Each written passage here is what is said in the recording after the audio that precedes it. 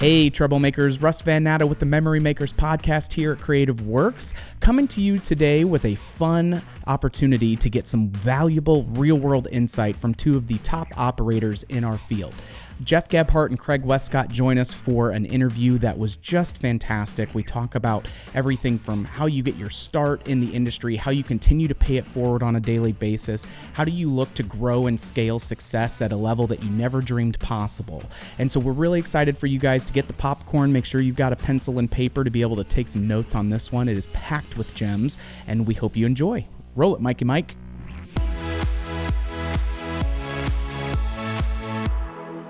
Well, thank you guys so much for being here and giving us an opportunity to pick your brains a little bit. Yeah. As we were talking with Trent yesterday, and one of the things that we were really focusing on is, how are we starting with that single location and really diving into, getting that thing up to the highest levels that we can. And both of your work, you guys have a ton of experience that goes in prior to being at 5-star. And so what I first wanted to start off with Craig and then you, Jeff, is tell us a little bit about your background within the industry and how you came to be at 5-star. Okay, so there's an old picture that's probably going to pop up here soon. There's kind of three chapters of my FEC life. My dad started the company in 1981 in Branson, Missouri. The Track Family Fun Parks. And before we go any further, left of my dad, I get asked all the time, "Oh, is that you?" No, it's my sister. And my sister is very offended at that question. 70s and 80s had some ambiguous haircuts. Oh, 100%. I was off testing games at age 6, I'm pretty sure. So, but my dad started the company in 1981 in Branson. Wanted to build a high quality, go-kart tracks could get a reputation for not being safe and all those sorts of things. He wanted to build something great in this old tourism town of Branson, and he did. Had a successful 20 years, was kind of that chapter one. I grew up in the business, worked in the business, did all the fun jobs that sometimes owners' kids get to do. Yeah. My sisters, I think, both got fired at one point. I didn't, so I feel like I did okay. Dad built multiple places. If you don't know Branson, it's this long 5-mile strip of fun things to do, shows and all this stuff, as well as other things. And Dad, he built more locations. At a point, we had 5 locations in Branson on this little stretch. Which was cool. So that's 20 years, and then I came in. Dad was kind of semi-retiring, raising some racehorses, and his partner was running it, had some health problems, and hey, we're going to do something different here. And I said, well, I don't love being a public accountant. No offense, we all need them, but that's not going to be me the rest of my life. So I was in Houston, Texas, moved back in 2000, and me and my business partner, a couple at the time, took over. So my business partner, Mike Russell, his dad was one of my dad's partners. So we had 2 generations, 2 of us involved. The next 20 years, we built up. So we built high-rise go-kart tracks. And then I've done whole presentations about this, so it's hard to shorten the story. But basically, we were able to secure the Navy Pier Ferris wheel that had been ridden by 17 million people and over 20 years on the Navy Pier, every picture of the skyline and all that. We got that to Branson, Missouri in 26 semis. 26 semis? 26 semis. Damn. Yeah. In 2016, and I had this impossible timeline, and it all worked out. I think there'll be some pictures of that later. But so we went up pretty much and had those locations. And then chapter 3, 5-star was born. So basically, long story short, Mike was looking to retire, and I didn't really know what I wanted to do yet. So we'd been talking succession planning for years, and we got approached pretty seriously. We had seriously and not through the years, and decided let's see what happens. And bloop, COVID in the middle, all this other stuff. We got to a point, June 4th, 2021, we partnered up with some financial partners that we felt very good about. And they said, we want to grow. And I try to remember, June 4th, Craig tries to remember what we're going to grow fast, what that meant. And we are now we have 27 locations in 13 states, multiple brands, great brands. It's a brand of brands, really. Like your average guest isn't ever going to know 5-star parks and attractions, and that's totally fine because they know Craig's Cruisers and they know the Track Family Fun Parks and that sort of thing. That is something that we'll definitely unpack and get into a little bit more as well. But what that of like, how do you take something that's doing really, really well and then start to bring it into an umbrella but still help it stay and keep some of that special sauce? Right. So, Jeff, give me a little bit of a rundown of how did you get into this wackadoodle industry that we find ourselves in? Well, I've been in it since when mullets were cool the first time. So that's how long, you know. And ironically, I come from Craig's Cruisers, which has nothing to do with this Craig, but Craig was my brother-in-law. It still is, and we have 4 facilities in Michigan. Our biggest facility is in Grand Rapids, Michigan, where we started out with 50,000 square feet and added 25,000, and then we added another 40,000. So together, if you did the math, I probably got it wrong, but we're around 135,000 square feet total. And we have indoor and outdoor attractions as well. That's one of our Soaring Eagles there at our Grand Rapids facility. So we have the indoor park is started out. We were the very first in the country to do electric indoor go-karts. And so when we did, and there's our go-kart track. It's 30,000 square feet. We built that back in '99, and we went over to Europe and looked to see what they were doing, and which is that's people ask about getting into the business. And Trent, I think you were one of the ones that talked about. You went and looked at 14 different trampoline parks, and if there's one bit of advice I give to any new people out there is your biggest job is due diligence, and get in a car, get a good pair of shoes, and take a ton of notes. And we built a 700-seat buffet restaurant tied into this, and we're go-kart guys. I knew nothing about the food business. I still hate the food business, by the way, but it's a necessity. And so I went into every buffet I could get into, and we didn't have cameras on our phones and taking pictures with a digital camera. I'd get back and I'd count the Corey tiles, and that was my spacing between the prep table and a pasta cooker or something. So, and same with their trampoline park. We didn't know anything about trampolines. I hit every trampoline park I could from Miami to Toronto, and I spent hours and hours and hours in them, underneath them, in the back room. Just figuring out how to build a park and how to design a park, and so we think we got the mix down on what we like to do, and 5-Star came in and bought us in about a year from now, year ago from here, and so now I'm with 5-Star, and we're going to do the same thing. So Love that. So one of the things that we were super excited and why I got you a little liquored up is spilling the tea a little bit for us on, okay, it is hard to build one, but that first one can be the hardest because you're learning the most, you're learning from your mistakes, you're getting into those new things. As we have a lot of existing operators in here, and we see that there's a large influx of private equity money that's starting to really capitalize and recognize good business models that are on there. We talked about this just a moment ago of as you've been acquiring and building on into the portfolio, there's certain things that they're attractive for a reason. And there are things that draw you to them that are really there. And then there are also other things that can be in that mix where it's, okay, they may be doing these things really, really well, but they're going to need some love and attention in some of these areas. As you guys are going across and vetting different businesses to potentially procure, what are some of the things that you look for that are must-haves? And then what are some things that are some major red flags that would maybe discourage you from evaluating somebody to bring into the fold? I would say, obviously, when we start having any conversations, there's got to be a financial fit, of some sort. It was mentioned, I think, earlier today, but multiple units.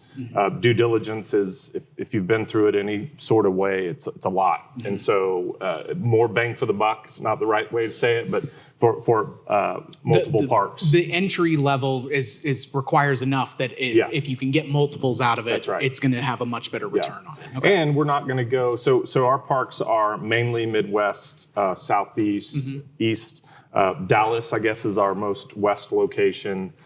So we're not going to just randomly go buy one park in Oregon because then you get into regional leadership and that sort of thing. Yes, you can do a lot over Teams and Zoom, and we certainly do, but it's having that the real people all close by and that sort of thing. Yeah, So, still having some water cooler talk opportunities Right. and developing that team knit piece. Yeah, that's right. And so beyond obviously some sort of a financial fit,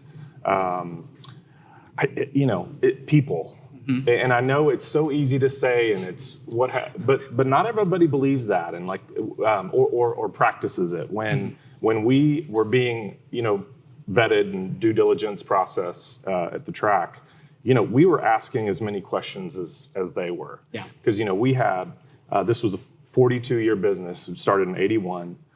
We had people that had poured their lives into this place, 25 years. I mean, worked as hard as Mike and I or anybody ever did, and probably harder in certain ways in dealing with all this stuff.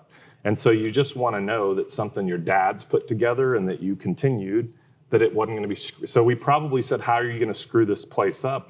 A lot of different ways, every way we could think of without being, so we had to get comfortable with what they were saying was true, which is people make this happen. Are you going to come in and fire everybody? Not that that's exactly how we said it, but no, are you crazy? Like, we're looking at you, we would like you because of what the people you have, your team's what's built this business, which blah, blah, blah, all the way down to the bottom of a spreadsheet. It's got some nice sound right effects. There. Yeah, that's I the know, tequila I'm talking. We're gonna capture those and just start sprinkling them into future presentations. But that turns into like the number on the bottom right of the spreadsheet. It's all the stuff that happens. To get back to your question on like, what are they investing in their properties? Are they letting maintenance go? Or are they keeping up with it? Are they investing in their people? How is their community? You talked about brand identity. How is it looked upon in the community? Because we're not going to look for, 5-star is not looking for fixer-uppers. Right. We want places like Craig's Cruisers that everybody, multiple generations, has been taking their kids in Michigan. Same for the track, same for these places. So it's a lot of those. It always kind of boils back to the people stuff and the partnerships they have in the communities and with their municipalities. Like, are we going to get in there and not be able to get anything done because the city's impossible to work with? So there's a lot of those sorts of things. So Jeff, to poke at that a little bit more as well, when you are trying to get a sense of what the people dynamic is in there, I mean, are you able to sit down and just talk with their team? How do you get in? Do you guys send in secret shoppers? Like, what are some of those practical pieces that because like with a job interview or anything else, you can have the buzzwords and you can have the thises and that's, but where is some of that proof in the pudding kind of evaluation that we have to see as well? Well, my answer is yes to all of that. And Craig and I have been around so long with this, we can go into a park and just sit there and we watch how they operate. And I think we're pretty good at what we do with go-karts. That's our hedgehog in for Craig's Cruisers. And so I can go watch a go-kart track and in about 20 minutes, I'm going to tell you if they are go-kart people or not. And that's important to me, but and that goes across the board. So we know, we've been around, we know who the good operators are. There's just some guys that they do some things really well. There's a park that we talked about. I think they have the best landscaping of any FEC our size out there, and they do that really well. And so when we go into a park, we kind of just watch and see how they operate. It's what we do isn't rocket science, but there is some science behind it, and mainly our experience of just operating these for so long that we have a good feel for it. And then some of it's not that. I mean, if you go there and it's just, the building looks like 1990 threw up and it just stayed there. There's just not a whole lot of love been put into facilities, and you think, well, there's a lift that we're going to have to do, and that's okay when we come in because there is, you can create some value to bringing up the properties, but you don't. It's tough to overcome a business if you take it over that has a bad reputation in the community, because now we can slap some paint on it, but it's still that thought of who they are from the community and what they're saying about us behind closed doors. Well, and even with the paint example, we've had secret shopper, official and unofficial programs, and we try to just like, hey, when you go, let us know, like good, bad, or ugly. Like that makes us better if you get. But if something's not painted, it can be as simple as a mom standing there could be like, well, are they go-karts safe? Like, are they taking care of their really expensive stuff if they won't even paint this fence? And again, look, we all have had the fences that went too long, that didn't get painted. And there's a roof in here that keeps coming by. I go, why'd you guys take that picture? Just because we knew it would bug you. Yeah, well, there you go. So, and one thing that is easy framework to try and put in place, but again, getting consistent execution of it. When you do have so many different entities under the umbrella, how are you guys able to, what are you actively working on to make sure that you can inspect what you expect out of these centers? Is because the honeymoon phase is great. You guys just are excited because we've got a new group and it's going to be great and all of that. The new owners and operators are stoked because they got that check and everything else. But now we've got the actual work and the digging through that first year of the marriage and making sure that we are getting those things through and we're navigating those kind of traditional sticky spots. What does some of that look like then as you're starting to transition a company and bring them into the fold? We do it on a big scale, but I think every business should be doing this. If you have one location, but we have something that we call the STAR report. And so we send a team of our people into facilities, and it takes about 6 to 8 hours to go through the entire thing. We're going to be in the back room. We're opening up files. We're moving games. Are there dust underneath there? I'm going through the go-karts and looking at, are there sharp on the fences? I mean, it's a detailed checklist that we got that we can take a picture, almost like your liability insurance companies will come through your park and do the same thing. Yeah. We do it internally as well, and that helps us as well. And then I get to, and Craig, we're in the position where we get to go to all the facilities, which is really cool because now I get outside of my Craig's Cruiser world and I find out, maybe our shit did stink a little bit because we can I say that? I can say we that. broke the seal on the previous presentation. Yeah, right. So it's on. And tequila, so we're right. So, you start to find ideas. This is what we did when it was just Craig's Cruisers. We traveled all over. We found out what other people were doing. Yeah. We weren't that smart. We just said, hey, that really works for them. And we went and did it. And then we maybe massage it to our own way a little bit. Yeah.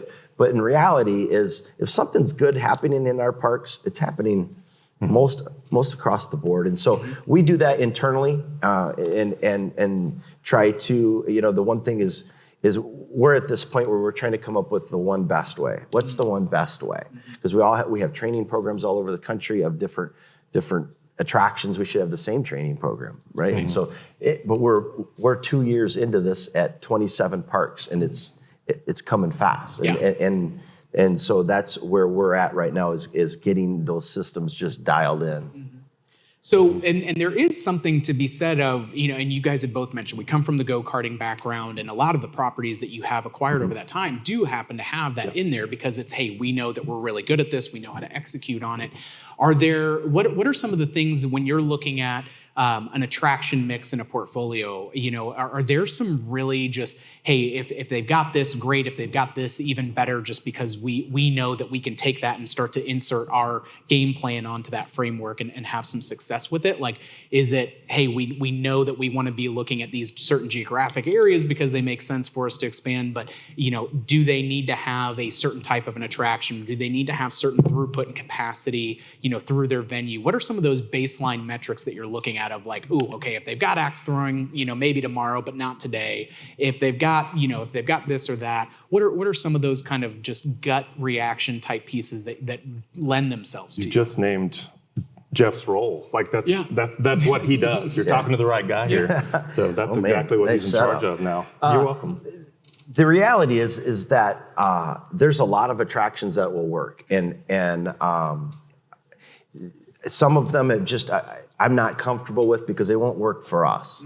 And so when we go in, we're going to look at, some of it's just based on easy stuff, right? You go in, I want 18-foot ceilings when I go in because that way I know I can put a spinning coaster inside. But not all facilities have the space. The throughput is a huge thing in high volume parks. So for example, this park here is in Grand Rapids. This park every Saturday will track their go-kart heats and their laser tag heats per hour. And for example, I want them to run 9 to 10 heats of laser tag an hour, and go-karts need to run 14 to 16 heats an hour in go-karts, or else they're doing something wrong. And so that throughput is very important when you have a high volume. The park may get 3,000 to 5,000 people through on a Saturday. So it's important that you get that throughput. There's other parks that maybe it's a little bit more expensive to do the attractions, and the throughput isn't as important. It's maybe it's the experience. The experience is always important, but so it just depends on the park. I will say that standalone facilities aren't as attractive to us because we've seen this for 25, 30 years, at least as long as I've been involved. Is standalones, they got legs on the front end, but they don't last. And we saw that with everything from the standalone mini golfs to the trampoline parks, whatever it is, you have to bring in other attractions and you have to keep it fresh. And so when we're looking at these places, we're looking at what attractions do they have? Are they profitable? And then we can go in and look at what kind of shape they're in, or do we need to upgrade them? Some attractions look really cool, but then you find out later you have all these other expenses you weren't planning on. They say, well, you need to change this $10,000 cable every other year. You didn't have that in your underwriting, so you have to understand what that attraction is. Well, and as everybody. We don't have it, clearly. We have in pictures. You can see we got a lot of go-karts, of course, because it's Jeff and I here. But I mean, the brands have a lot of, so they're very unique from each other. Sure. And so there is, tourism locations like in Branson, Missouri, and we're outdoor, indoor, I'll call it, because the indoor is a lot. There's not any sort of 10,000, 20, 50, 100,000 square foot areas. Pigeon Forge, Tennessee, we're in. That's also a tourism area. We have grown, and I'm grateful for this because I'm still an owner of this company and what have you. I'm there on those tourism days when we can control what we can control, which is really any park. But if Branson's not having a great year, or Branson's not having a good month, or whatever, or if we keep getting rain, we're outdoors, so we don't like the rain. Half of our portfolio is the GM calls are great, because it's like, what are you talking about? You don't want rain. Bring on that rain. We're inside. But so we've got these different. We've got this tourism, and we've got local, and our places that are, in Michigan. The big Craig's Cruisers has a very big inside. But Malibu Jacks is all indoor. Scene 75 is all indoor. And so it gets into a little bit on where are you in the country. And, the folks up north are excited because winter's coming. Our guys are like having to go do all the maintenance that we do for this very intense part in a Branson or an intense summer. Sure. We go beyond that. So some of the mix and all of that kind of depends on. But we are taking in whatever we take in, and then we get to decide, does that work? Does it not? It's interesting because if you're like a Main Event or Dave & Buster's, you're going to the next city and you're building the next, maybe it's a little bit different box, but you're building the next plus or minus thing. 5%, it's going to be the same concept. Right. Well, and when you talk about your mix of attractions, and I have the best job in the room. I get to design parks, right? And then we get to run them. And so when we look at, if we're looking at an existing park or we're designing a new park, you need to design it in a way that's gonna, number one, maximize your throughput, because we all I don't care what idea you come up with for Tuesdays, it's not gonna beat Fridays, Saturdays, and Sundays. So we gotta maximize those out 100%. But then we also have to open on Tuesdays. And so you set these facilities up so you can run on maximum, and then you can scale back your staff, and how you design that. The layout is super important. And there's a couple little things that we've learned the hard way over the years. You should always have your redemption right next to your POS, because on a slow day that person runs both. That was a hard lesson for us, and we moved it. But there's a lot of little tricks like that we would look at a park sometimes, and you go, this thing is a labor nightmare. I don't want nothing to do with it because it's so spread out. Or it might be a water park, and they have to have 14 lifeguards in there, even if 2 people are floating around. That's tough. Yeah. You're not going to be able to operate very many days like that. So on the physical components and those hard assets and the attractions and things like that is one piece to try and bring those into the fold. But, and you'd mentioned this earlier as well, is the people is such a critical piece. When you are bringing folks in, and especially at the pace that you guys are doing it, is managing that change. I know when we as an individual company had our 3 mega years of growth where we tripled the size of the company in staff and output and attractions and everything across the board, how do we not lose that secret sauce? How do we still stay true to what we do? And not only that, but when we are now outnumbered 2-to-1 by people who were not here yesterday and are here today, how do we get them to buy in and care to the same level, knowing that they weren't through, the hard days, right? And you can have some of that us versus them. What are some of the things that you guys really try to make sure that you are over communicating or really reinforcing when you're bringing on those new team members and evaluating, hey, this may work for right now, but we also know that there's going to be some shakeup potentially down the line?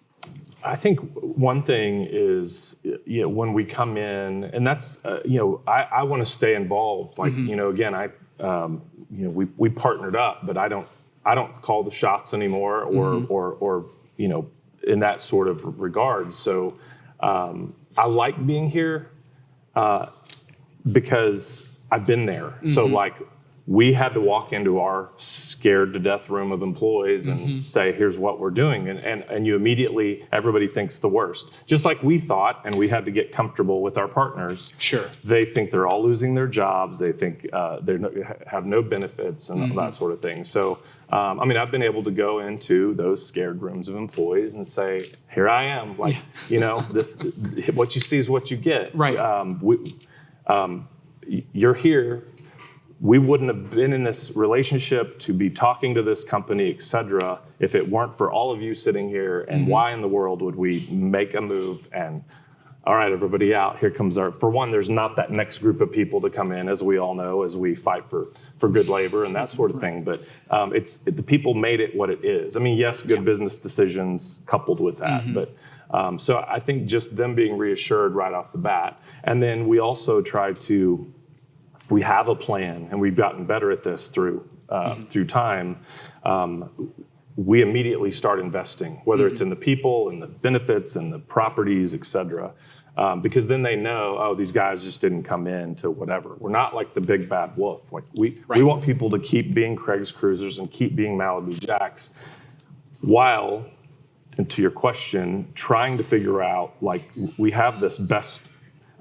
Everybody do things well, and we don't just pick one, but we can pick the best of how cultures are and really try to bring that to all the other properties. It's challenged because everybody has a great culture, or else they wouldn't be joining our family. Does that make sense? Right. But it's a balance there.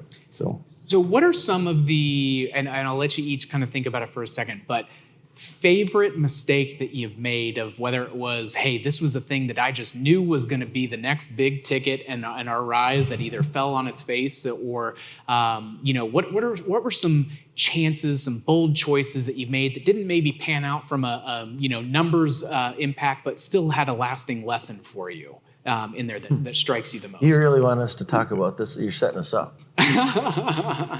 You started laughing. You already have one. I got several. I know, You screw up a lot I'd of be stuff over disappointed if you 20-some didn't. years. And the reason why I ask is just because it is so easy to get into a scarcity mindset where it's, okay, now we've got to protect it. And we've got to keep it going. And then you cease taking those chances or dialing in the knobs and things. And so then you don't grow. Right. And I'll try to answer it more PC, and so I don't get in trouble. But the biggest mistakes I've made is because I didn't do my due diligence enough. I tried to think, my kid is into, I was talking with someone on baseball, and I'm going to put in batting cages in our facility, and that's what I'm going to do because I like baseball, and and so you put in a bunch of batting cages, and it may not be for your facility, and you don't make any money.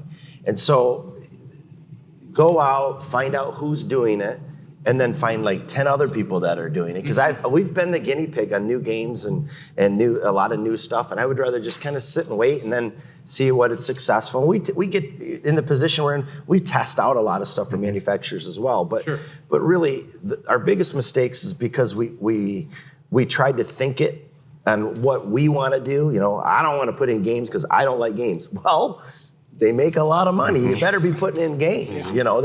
That's to me. You just have to find out what works, and then you can always throw your thing in with that.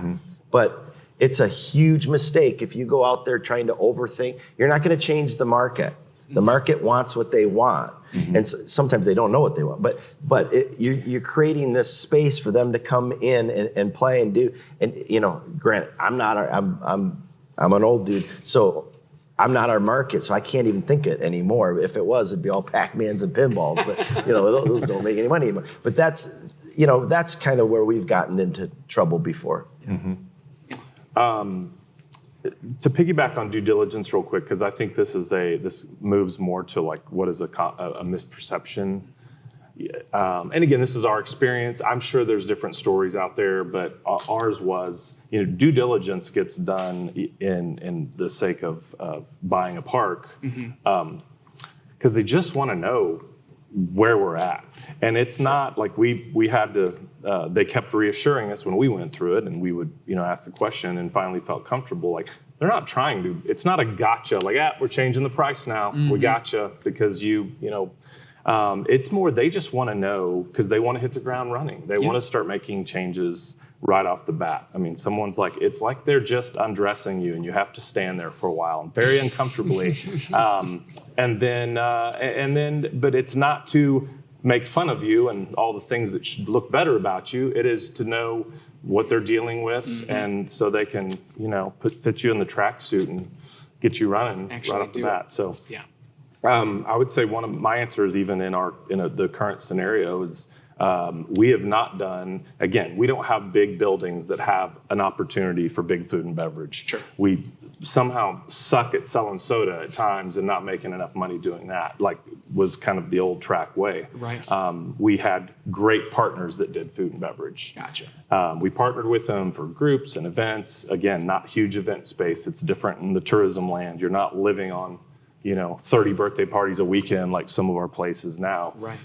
We're doing that in a year or whatever. So we didn't have this big infrastructure for food and beverage, but the challenge off the start, and this is when you have new partners, why don't you? Well, we don't have the great space for it, but it's just not, we could run go-karts and facilities all day long, but it's just not our expertise. Sure. So he challenged us to do it. We hired the people to do it.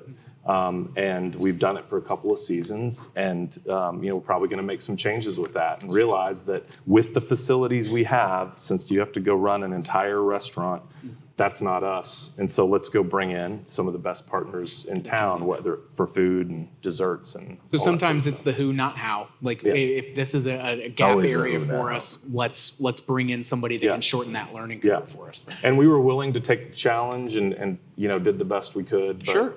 It just. Sometimes you just don't know what you don't know. It's easy to say, well, we could have told you, but that's not true because we hadn't given it the full effort before, and we did, and now I think we've learned lessons, and we've learned many over the years. So.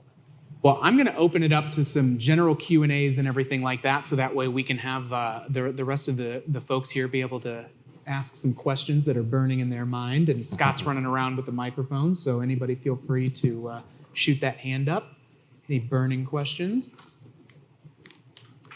I'll send Kim around with tequila for everybody. There you go. We'll bring it.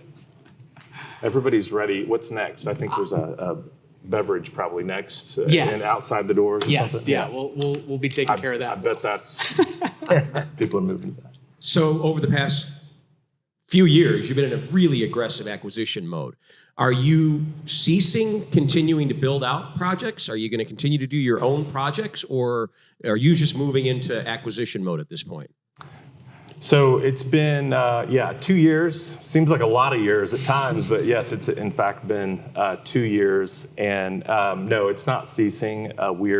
It's been kind of nice just the way timing have worked out with some closings. It's been 4 or 5 months, which is great because you talk about having to get your house in order when it's a fast-moving train, and like it's the systems, like on the wheel earlier that I think was in both rooms. Those systems, it's just a different animal, as some of you may know, with bigger companies, a different system. So still looking, of course, always to add great brands to 5-star. One of the brands, Malibu Jacks, it's in Kentucky, and then one here in Indiana in Lafayette. Those owners they loved developing, but they were less on operating once they did it for a while, and so they're a development partner currently, and then we have an arrangement. They build it, and then we may build some of our own. So I would say there's kind of a three-legged stool on how we may continue to grow, but absolutely there will. If we're here next year, I would say we'll have more locations, and it's not all about. What's fun to me is and I think probably Jeff, is it gets back down. Yeah, it's great to say a big number of parks, sure. But you're still shooting for that smiling, laughing family walking back to their car when they've had a great time, and we just all get to do it in the brands we've had a long time. There's just I always call it a bigger engine under the hood, from corporate support, and that's not big bad corporate. There's lots of metrics and lots of this, but it's really just boils down to still a bunch of small parks doing their thing. That's right. Yeah. What other questions do we have?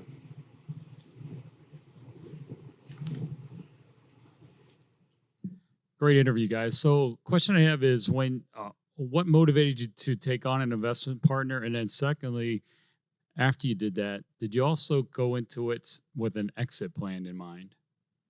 What's the second part? Did you originally start with an exit plan? Was that the second part of that question, Jeff? Yeah. The plan is part of that strategy too. So what made you get into it in the first place, and then did you take on an exit strategy then once you went through that process? So what Mike and Mike, my partner in Branson, was several years older, 10 grandkids, 50 acres. He was kind of ready to move to that next step. And so we had talked succession planning, and I'd say that, and that's been mentioned today and yesterday. Couldn't say it enough, is be thinking about it. Like, what's that going to look like? Someday, and you may not know what the answer is yet. You may end up selling it to employees. You may pass it to your kids. You may bring on another partner. There's lots of different ways it could look. We had, kind of multiple options, and then, like I said, we got approached, and we said, you know what, let's enter this process, see what happens, and every day we'd look at each other in the eyes and say, this feels right or this doesn't feel right, and it kept feeling right. On the exit side, do you mean at that same kind of during that same time period, or in the future? Well, actually both. Did you think you were going to have an exit strategy as part of this investment you took on, or has it even come? Yeah, I mean, I don't think it'd be interesting to know, because right now we just are in such a mode that we're just hanging on for the ride and that sort of thing. I mean, my personal, as far as Mike had his plan, as he would say, he was going to expire last September, and he goes and plays with his grandkids on his acreage. My exit strategy is a bit different. Like, I love this industry. I've been coming to conferences like this for 20 years. Mm-hmm. I know a lot of people. That helps us to be able to grow the business, because Jeff and I both have lots of great relationships. And so I'm not sure if this is answering your question exactly, but I like being in the position I'm in, because I didn't know what it was going to be like. I mean, I could have, not either felt like I was valued or what have you, and moved on, but it's not been the case. I'm able to settle into a role that helps the family grow and kind of get involved with things I love, and the things that I don't love, there's like now whole departments for, where used to you just wore all the hats and what have you. So if you're in this long enough and you grow your business, we've had tire kickers for years that come and want to buy us out, and a lot of them are dreamers, but there's always the players out there. This has been going on for years, and some have done really well with it and some haven't, but at the end of the day, your facilities, if you keep doing what's right and they keep being profitable, they're going to be valuable to somebody. And then you have options. Well, where you don't have options is if you don't grow your park, you don't reinvest, and it goes down, and now you got this thing that nobody wants because it's a liability nightmare, or it's just too big of a heavy lift to go in there and to bring it up to back to where it needs to be. That's what I was going to say on, there was a thought, succession planning and, what if somebody comes to you and wants to, and interested. The reality is, again, it could happen, that could be a lot of different ways. All of the things I said, exit strategy could be very different.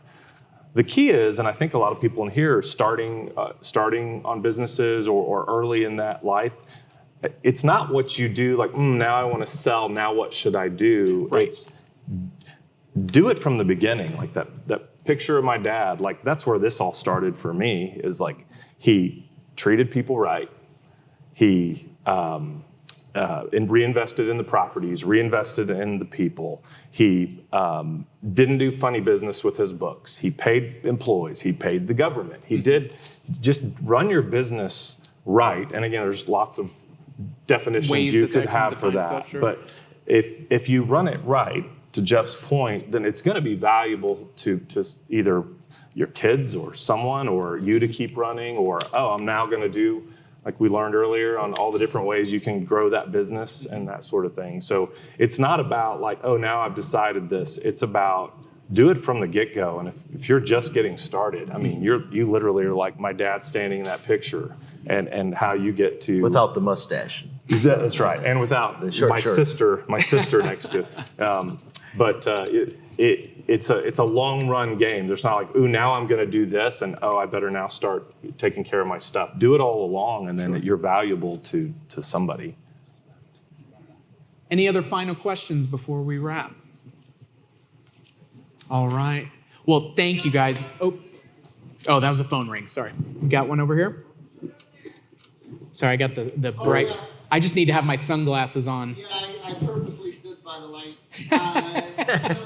You mentioned earlier that you take the best of whether it's culture, whether it's operations, and you bring it to your other facilities. What have you found is the easiest way to translate that over to other facilities? Well, if you find an easy way, let me know.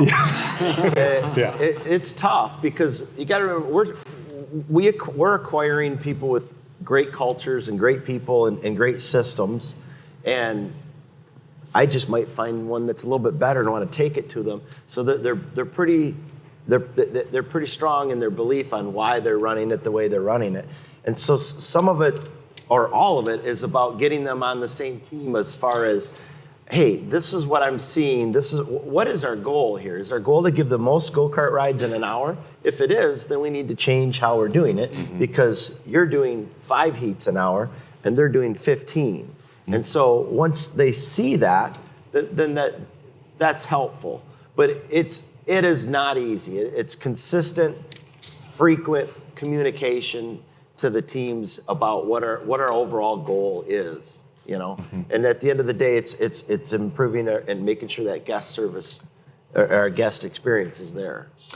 I've thought about it kind of like movies, in either an original screenplay, which is to me more like going and build the empty box because you know what you want to do, versus the adapted, where they adapt it from a long book into a 1.5-hour, 2-hour movie, and like, how do you change it? How do you do that? And which is harder? I don't even know the answer, but certainly there is. It is challenging because, again, if it were a bunch of parks that didn't have great cultures, et cetera, and one good one, that's easy. But we wouldn't also be in conversations, and they'd be part of the 5-star family if that were the case. So, but we're getting better at that. It's constant communication, I would say, as Jeff said, for sure. Well, gentlemen, thank you so much for unwinding with us a little bit and sharing some of the insights. And I know that I'm just very grateful for the opportunity to get to chat with you guys anytime that I can. But it's always nice when good people are doing good work and having fabulous success with it. So we're excited to hear what the future has in store for you guys as well. So, Thank you. Thank all right, you. big round of applause for Jeff and Craig. Thank you guys very, very much.